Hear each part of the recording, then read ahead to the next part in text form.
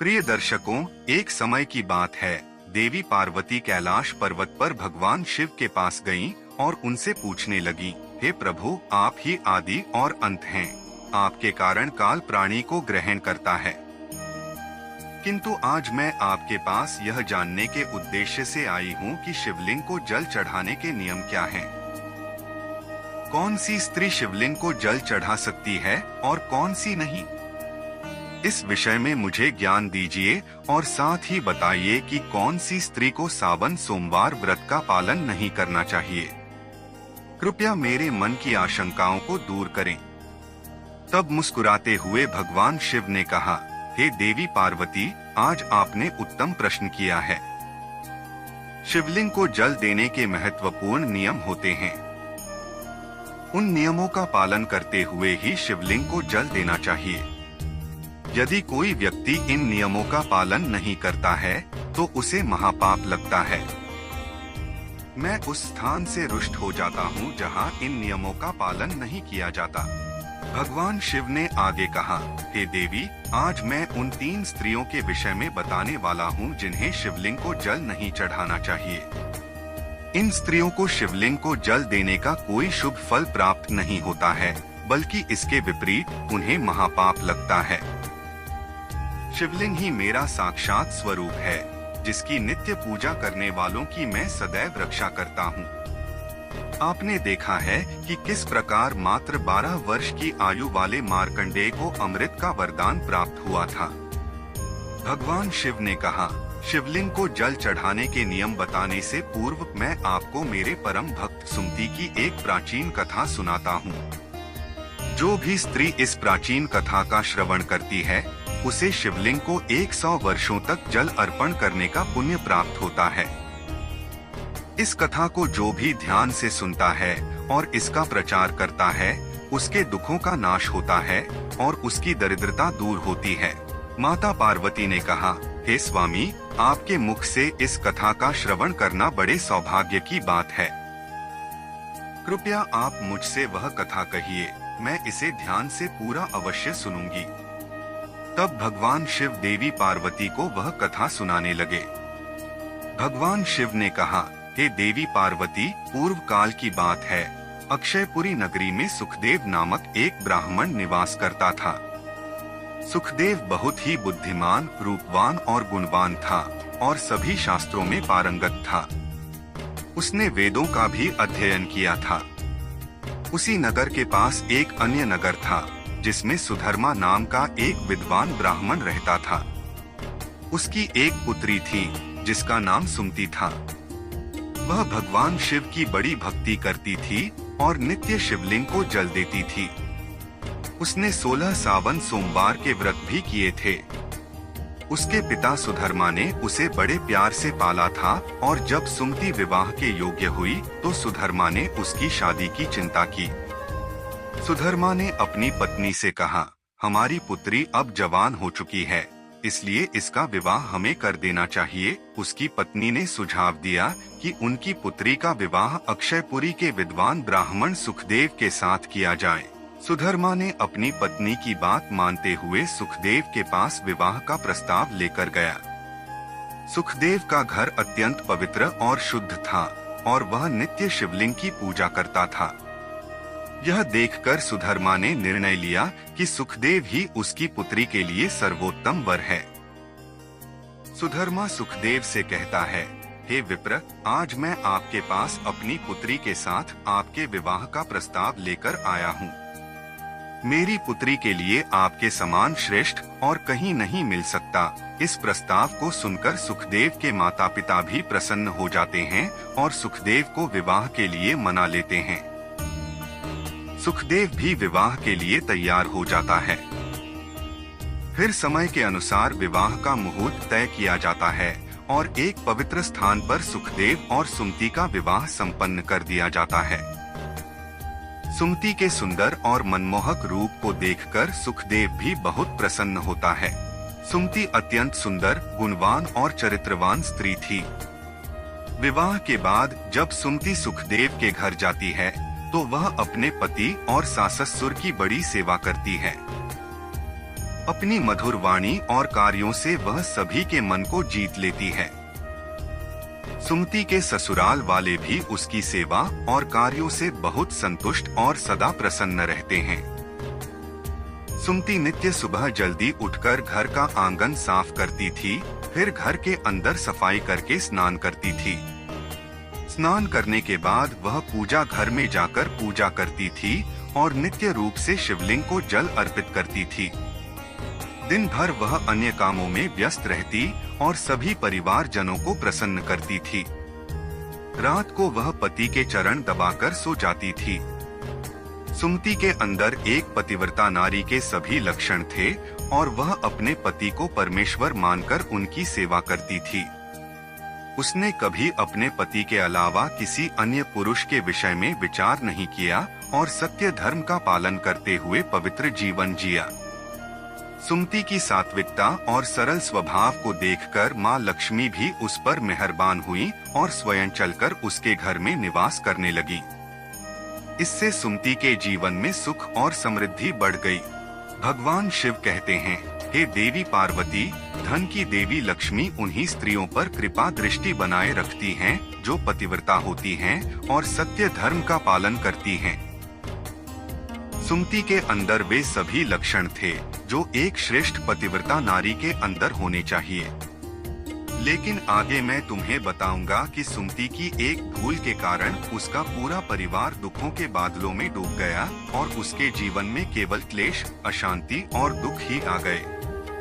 फिर एक दिन ऐसा आया जब श्रावण मास शुरू होने वाला था और संयोग से वह दिन अमावस्या भी था। उस दिन सुमति ने दोपहर के भोजन में कोशिम्बीर बनाई, जिसमें प्याज और अन्य सब्जियों को दही के साथ मिलाकर तैयार किया था और स्वाद बढ़ाने के लिए सधे नमक का भी उपयोग किया था। सुमति और सुखदेव ने रात्रि में उस कोशिम्बीर का सेवन किया और इसे बहुत पसंद किया। कहते हैं कि प्याज के अधिक सेवन से मनुष्य की कामुकता बढ़ जाती है।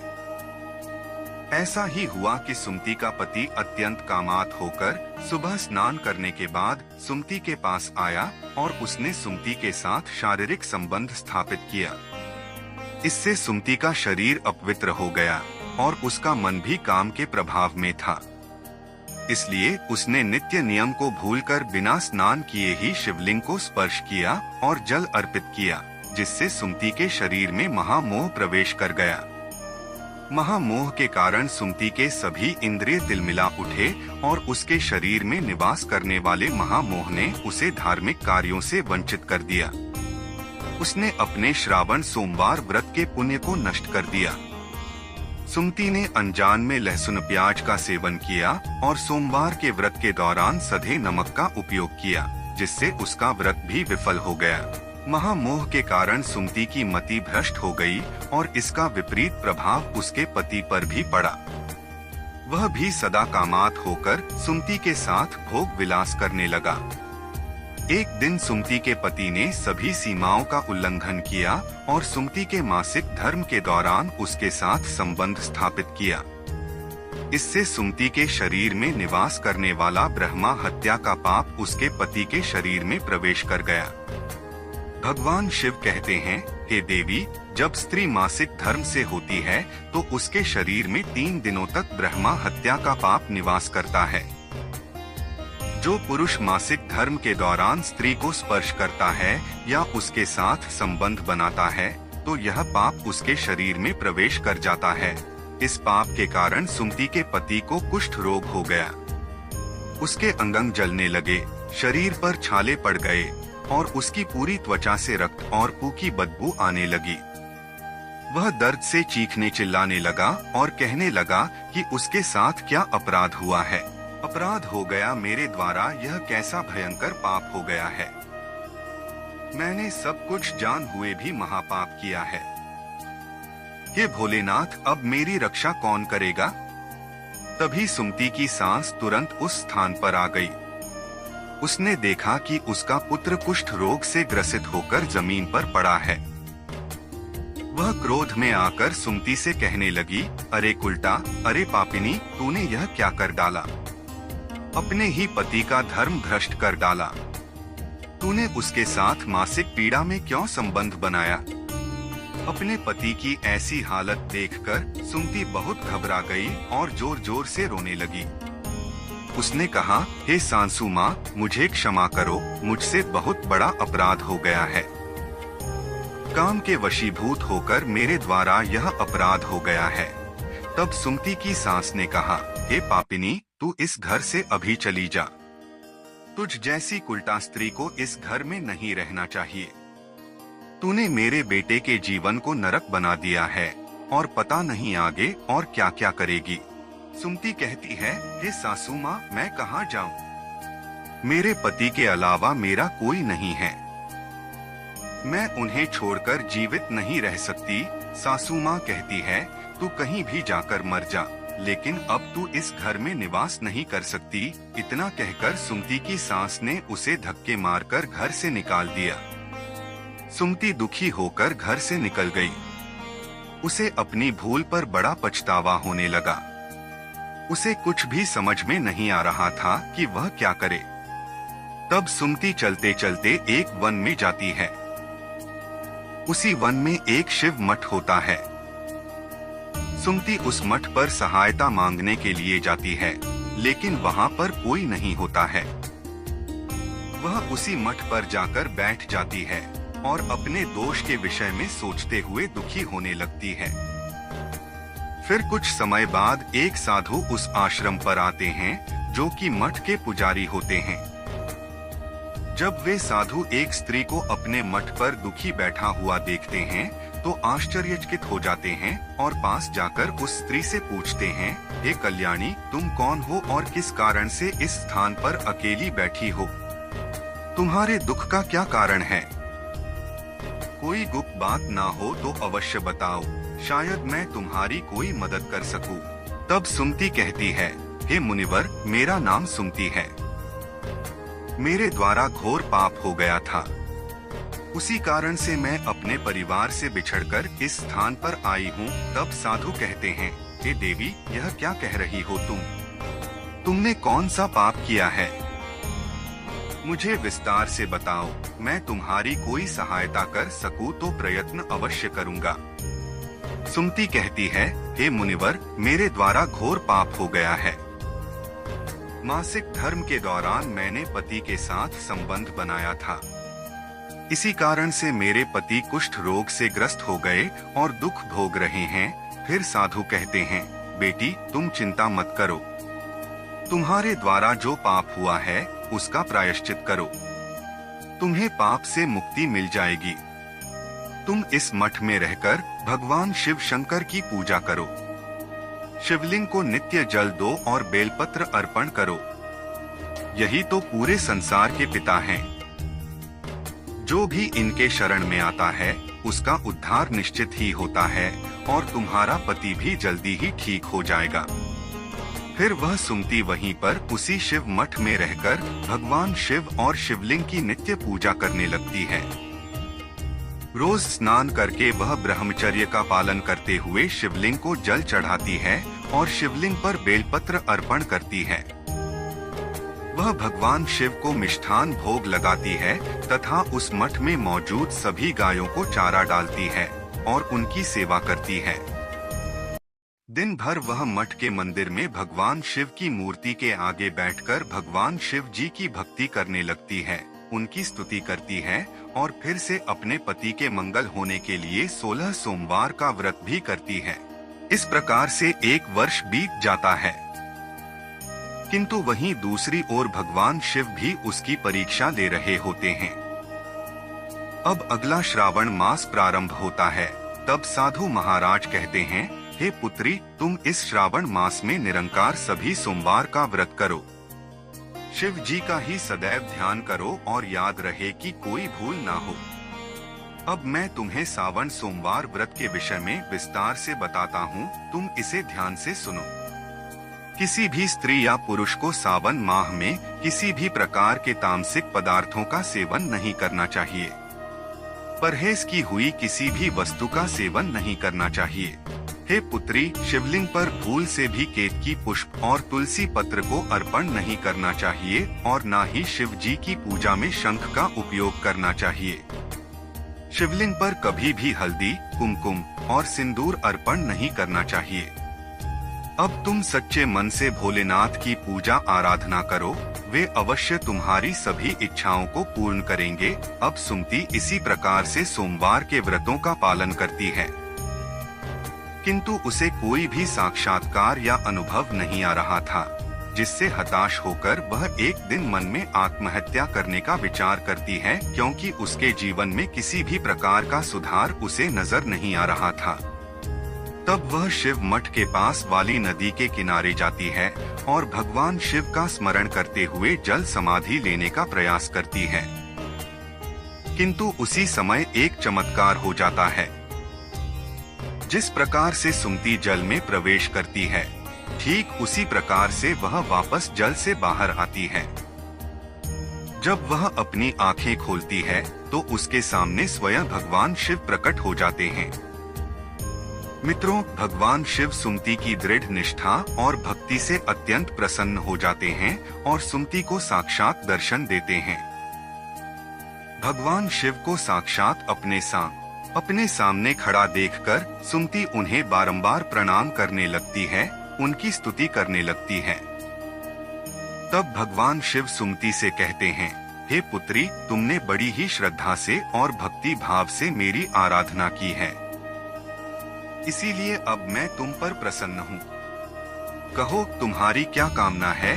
तब सुमति कहती है, हे प्रभु, कृपया मुझे बताइए, मेरे किस दोष के कारण मेरे अंदर काम का वास हो गया, जिस कारण से मेरे द्वारा घोर पाप हुआ और मेरे पति को कुष्ठ रोग हो गया। भगवान शिव कहते हैं, हे पुत्री, अब तुम ध्यान से सुनो। तुम्हारे द्वारा अनजाने में ही एक पाप हुआ था, जिस कारण से तुम्हारे अंदर महामोह ने प्रवेश कर लिया था। एक दिन सावन माह में तामसिक पदार्थ का सेवन करके तुमने अपने पति के साथ संबंध बनाए और बिना स्नान किए ही शिवलिंग को स्पर्श करते हुए जल अर्पित किया। पति पत्नी जब रति क्रिया करते हैं तो उनका शरीर अपवित्र हो जाता है और ऐसी अवस्था में शिवलिंग को कभी स्पर्श नहीं करना चाहिए। शिवलिंग मेरा ही पूर्ण अंश अवतार है। तुमने अपवित्र अवस्था में ही शिवलिंग को जल अर्पण किया था, जिस कारण से मैंने तुम्हारे घर का त्याग किया और फिर महामोह ने तुम्हारे अंदर प्रवेश कर लिया। उसी महामोह के कारण तुम्हारे और तुम्हारे पति के अंदर काम का प्रभाव अधिक बढ़ गया और मासिक धर्म के दौरान स्त्री के साथ संसर्ग होने के कारण तुम्हारे पति को कुष्ठ रोग हो गया था। सुमति कहती है, हे प्रभु, अनजाने में मुझसे यह बड़ा पाप हो गया था। अब इस पाप का क्या प्रायश्चित है? भगवान शिव कहते हैं, हे सुमति, इस पाप का प्रायश्चित तुमने 1 वर्ष तक ब्रह्मचर्य व्रत का पालन करके कर लिया है और 16 सोमवार का निरंकार व्रत भी किया, इसीलिए अब तुम पापों से मुक्त हो।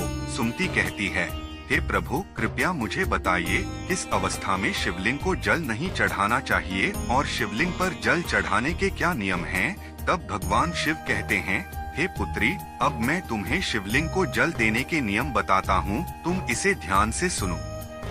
हे पुत्री, शिवलिंग अत्यंत पवित्र होता है, इसलिए हमेशा स्नान करके ही शिवलिंग को जल अर्पण करना चाहिए। नियम बताए हैं, इसे ध्यान में रखो। सुमति कहती है, हे प्रभु, मेरे पति कुष्ठ रोग से पीड़ित हैं, कृपा करके मेरे पति को रोग से मुक्त कीजिए। तब शिव जी कहते हैं, हे पुत्री, तुमने इस शिवलिंग की 1 वर्ष तक पूजा की है और नित्य बेल पत्र अर्पण किए हैं। वृक्षों में बेल पत्र मुझे सबसे प्रिय हैं। शिवलिंग पर तुमने जो बेल पत्र अर्पण किए थे, उन पत्तों को अपने पति को गुप्त रूप से खिला दो, वह रोग और पापों से मुक्त हो जाएगा। इतना कहकर भगवान शिव अंतर्ध्यान हो जाते हैं। यह सुनकर सुमति बहुत प्रसन्न हो जाती है और भगवान शिव को बारंबार प्रणाम करके धन्यवाद देती है। फिर सुमति उस शिवलिंग पर अर्पित बेलपत्र के कुछ पत्ते उठाकर घर पर जाती है और अपने कोढ़ी पति को खिला देती है। शिवलिंग के पत्ते खाते ही उसका पति एकदम से स्वस्थ हो जाता है और सुमति को गले से लगा लेता है। सुमति की सास भी जब यह चमत्कार देखती है तो वह बड़ी प्रसन्न हो जाती है और फिर वे सभी प्रसन्नता से रहने लगते हैं। मित्रों, भगवान शिव कहते हैं, हे देवी पार्वती, इसीलिए इन अवस्थाओं में स्त्रियों को शिवलिंग को जल नहीं चढ़ाना चाहिए और न ही शिवलिंग को स्पर्श करना चाहिए, अन्यथा इसके अशुभ परिणाम भोगने पड़ते हैं, जैसा सुमति के साथ हुआ था। प्रिय दर्शकों, अब हम जानते हैं शिवलिंग से जुड़े कुछ महत्वपूर्ण नियम। क्या आप जानते हैं भगवान शिव जी की पूजा में यह 3 चीजें उपयोग करना वर्जित है? आपको पुण्य की जगह पाप मिलेगा। तो चलिए जान लेते हैं कौन सी हैं वह 3 चीजें। सबसे पहले है तुलसी के पत्ते। जी हाँ दोस्तों, तुलसी माता लक्ष्मी का रूप है और माता लक्ष्मी भगवान श्री हरि विष्णु जी की पत्नी हैं, इसलिए तुलसी के पत्ते कभी भी शिवलिंग पर नहीं चढ़ाना चाहिए। दूसरा है शंख। शिवजी ने शंखचूड़ नाम के दैत्य का वध किया था और उसी के हड्डियों से शंख की निर्मित हुई है। तीसरा है केतकी का फूल। पुराणों के अनुसार भगवान विष्णु और ब्रह्मा जी के विवाद में केतकी के फूलों ने ब्रह्मा जी के झूठ में साथ दिया था। भगवान शिव इस विवाद में निर्णायक की भूमिका में थे। शिवजी ने केतकी का झूठ पकड़ लिया और उसे श्राप दिया कि उसका उपयोग उनकी पूजा में नहीं किया जाएगा। भगवान शिव जी पीले और सफेद कनेर के फूल पसंद करते हैं। आप उन्हें जरूर अर्पित करें। धतूरे के फल और फूल भी अर्पित कर सकते हैं। साथ ही दूध, चंदन से लेप चढ़ाना भी शुभ माना जाता है। पुराणों में शिवलिंग को ही ब्रह्मांड का केंद्र माना गया है। इस केंद्र से समस्त ब्रह्मांड को ऊर्जा प्राप्त होती है। शिवलिंग से ही इस ब्रह्मांड की उत्पत्ति हुई है, इसीलिए शिवलिंग को ऊर्जा का केंद्र माना गया है। शिवलिंग के पास कोई भी ऐसी वस्तु नहीं रखनी चाहिए जिससे शिवलिंग से निकलने वाली ऊर्जा नकारात्मकता में परिवर्तित न हो। वास्तुशास्त्र के अनुसार यदि ऐसी वस्तुएं शिवलिंग के पास रखी जाती हैं, तो घर का वातावरण भी नकारात्मक हो जाता है। जैसे कि एक साथ 2 शिवलिंग, तुलसी का पौधा, कांसे के बर्तन। नंदी को भी पास नहीं रखना चाहिए, नंदी को थोड़ा दूर ही रखना चाहिए। पूजा स्थल पर या उसके आसपास अशुद्ध, अपवित्र और अशुभ समझी जाने वाली वस्तुएं भूलकर भी नहीं रखनी चाहिए, जैसे चमड़े की वस्तुएं, मृत व्यक्ति का अस्थि या कलश, हड्डियां, मांसाहार इत्यादि। मंदिर और उसके आसपास शुद्धता और सात्विकता रहनी चाहिए। जो मनुष्य शिव जी को जल देते समय 1,00,000 बार मृत्युंजय मंत्र का जाप करता है, उसके शरीर के सभी रोग नष्ट हो जाते हैं और उसका शरीर शुद्ध हो जाता है। जो 2,00,000 बार मृत्युंजय मंत्र का जाप करता है, उसे अपनी पूर्व जन्म की बातों का स्मरण होने लगता है। और जो मनुष्य 3,00,000 बार मृत्युंजय मंत्र का जाप करता है, उसे काम्य वस्तुओं की प्राप्ति होती है, अर्थात वह जिन वस्तुओं की कामना करता है वह उसे प्राप्त हो जाती हैं।